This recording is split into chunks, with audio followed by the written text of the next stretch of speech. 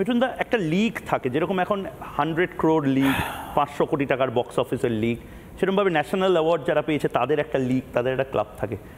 তুমি এখন দাদা সাহেব ফালকে লিগে চলে গেছো এবং সেখানে তোমাকে যে লঞ্চ করেছিলেন মৃণাল সেন তিনি ছিলেন, সত্যজিৎ রায় ছিলেন, সৌমিত্র চট্টোপাধ্যায় ছিলেন, রজনীকান্ত ছিলেন, মানে বাঙালিতে ছড়াছড়ি সেই দাদা সাহেব ফালকে লিগ। মৃণাল সেনের সাথে মানে এতদিন পর আবার সেই একই প্রশ্ন, মৃগয়া কি লাইফ চেঞ্জিং একটা জার্নি হয়ে গেল? মানে ওই রোগা ছিপছিপে ছেলেটি যদি সেদিন ওই অভিনয়টা না করতো তাহলে আজ মিঠুন চক্রবর্তী হয়তো হওয়া হতো না। না, কোনো না কোনোভাবে হতে। Mrigayaa is also a landmark.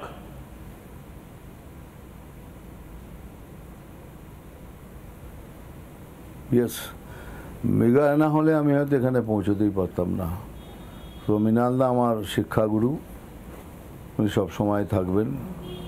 And without Mrigayaa no chance, এখানে পৌঁছানো খুব মুশকিল ছিল। And Mrigayaa in the first film, প্রথম ফিল্মেই ন্যাশনাল অ্যাওয়ার্ড পাওয়া, that is a very big thing. মিঠুনদা, এত জায়গায় জর্জিয়ার কথা শুনলাম, রাশিয়ার কথা শুনলাম, জাপানের কথা শুনলাম, এত দেশ তোমাকে সেলিব্রেট করেছে, আমরা তোমাকে সেলিব্রেট করি। দেশের এত বড় সম্মান তুমি পাচ্ছ, পদ্ম পুরস্কার পাচ্ছ, দাদা সাহেব ফালকে পুরস্কার পাচ্ছ, আর সেই মিঠুন চক্রবর্তীকেই যেন অচ্যুত করে রেখে দিয়েছে তোমার রাজ্যের মানুষের যারা শাসক তারা। এই খারাপ লাগাটা থাকে, একটু চিনচিন ব্যথা হয়।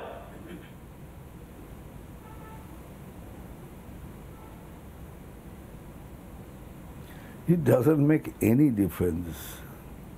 পুরো পৃথিবীর এত কোটি কোটি লোক, তার মধ্যে মুসলিমও কিছুজন, it doesn't make any difference. কেননা এইসব লোকেদের চিন্তাধারাই এরকম, তারা গ্রো করতে কোনোদিনই পারবে না, তারা নিজের লোককেই কন্ডেম করে। তা আমি তো দূর চাই, আর আমার দরকারও নেই এদের উইশ, আমার দরকারও নেই। এরা উইশ করলে বরঞ্চ আমার খারাপই হবে, because they don't have a clean heart. So যদি না করে তাহলে আমি খুশি হব। মমতা বন্দ্যোপাধ্যায় উইশ করেছে, টেলিফোন করেছে, প্রধানমন্ত্রী তো উইশ করলো দেখলাম, মুখ্যমন্ত্রী উইশ করেছেন? না, মানে ফোন করার প্রশ্নই ওঠে না, বাট কোথাও শুনিনি। Yes, prime minister has tweet করেছেন। না, আমার ঠিক এই জায়গাটাতেই মানে প্রশ্নটা মিঠুনদা, মানে তুমি একটা নির্দিষ্ট দল করো বলে তোমাকে অচ্যুত করে রেখে দেওয়া, একঘরে করে দেওয়া, মানে তোমার সমস্ত ক্রেডিবিলিটি যেন জিরো হয়ে গেল তুমি বিরোধী দল করো বলে। এটা তো বাঙালিদের আরো বিপথে চালিত করছে, আরো পেছনের দিকে চলে যাব আমরা। কে বলেছে? কে বলেছে তোমাকে? তারা কি বললো না বললো তাতে ফারাক পড়লো? কে বলেছে? কিচ্ছু ফারাক পড়েনি। ততখানি ভালোবাসা পেয়ে আমি ঘুরে বেড়াচ্ছি। আর শাসক দল কি বললো না বললো, what does it make a difference? আমার কিছু ফারাক পড়ে না। I am the same man, same person, আমি যেরকম সেরকমই থাকি। It really doesn't make any difference. আমি তো বললাম তোমাকে কি এরা যদি উইশ করে তাহলে আমার পক্ষে খারাপই হবে, এরা যেন উইশ না করে, that is be good thing for me. ভয় লাগে না? মানে এখন এরমভাবে একটা স্ট্যান্ড নিয়ে, মানে আমি তোমার লিগের যারা অভিনেতা, আমি নাম বলছি না, তারাও সব এই যে সিনেমা আটকে দেওয়ার, তোমার সিনেমা নন্দনে চললো না, তোমার সিনেমা আলাদা করে প্রমোশনটা কম হয়, এই বাংলাতে এরকম অনেক কিছু তো হচ্ছে।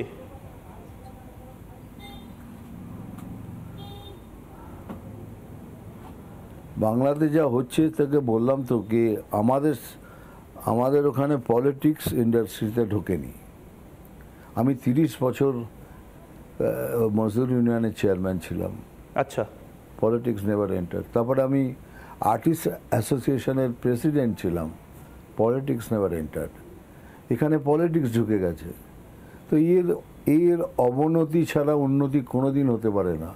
আজ নেই তো কাল ইট উইল টেক এ ভয়ঙ্কর একটা বিস্ফোরণ হবে, আপনি লিখে রাখুন।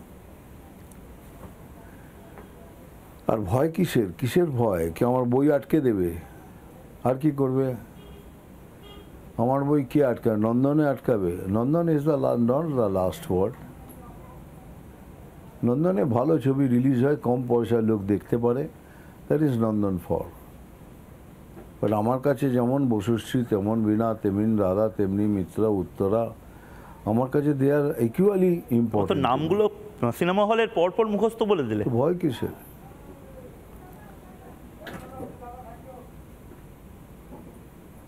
সব আমার পাড়ার, আমি নাম জানবো না?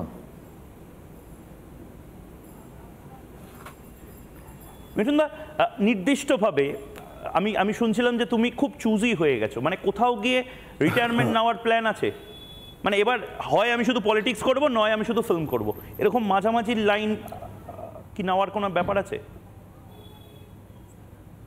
দেখো তোমার একটা কথা, বলি। দেখো, আমাকে এই যে লাইভ অ্যাচিভমেন্ট অ্যাওয়ার্ড অনেক ম্যাগাজিন আমাকে দেবার চেষ্টা করেছে।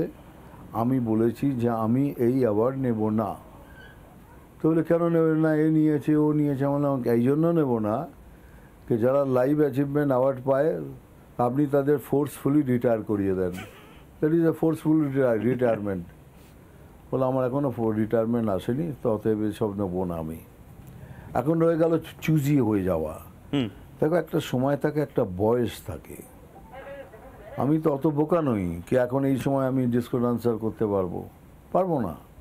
দেবানন্দ সাহেব করেছিলেন, দেবানন্দ সাহেব কিন্তু করেছিলেন, মানায় আমি সেইগুলো করি। আর তার মধ্যেও যদি দেবানন্দ সাহেব তো করেছিলেন শেষ দিন অবধি। তিনি বুঝলাম, দেবানন্দ সাহেব তো করেছিলেন শেষ দিন অবধি।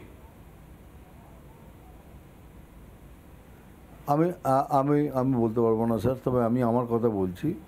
তো শেষের দিকে এই এখন যখন ফুল ফিল্ম করি সব কটাই আলাদা আলাদা। দেখবেন শাস্ত্রী অন্য কোনো ফিল্মের সাথে মেলেই না। একটা রিস্ক নিয়েছি, অফকোর্স নিয়েছি, কিন্তু একটা ভালো গল্প, ভালো জিনিস, নতুন জিনিস চেষ্টা করেছি।